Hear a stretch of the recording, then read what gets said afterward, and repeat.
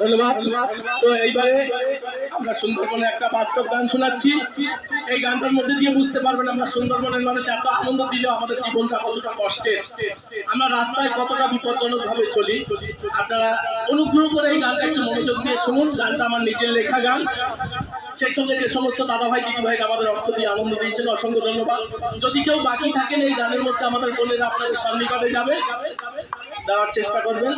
কারণ আপনারা আসেন বলে আমরা দুটো খেতে পারি, আপনারা আসেন বলে আমরা একটু ভালো চলতে পারি, আপনাদের মতো সুন্দরবনে আসে বলে আমাদের বাড়ির মানুষগুলো একটু আমরা ভালো রাখতে পারি।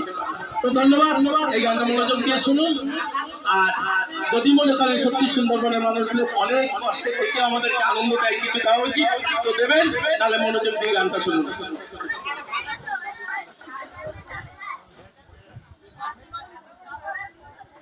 দান করেন গো দাহানা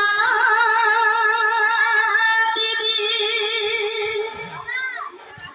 দান করেন সহায়া, দান করিলে সবাই মোরা মন শান্তি পায়।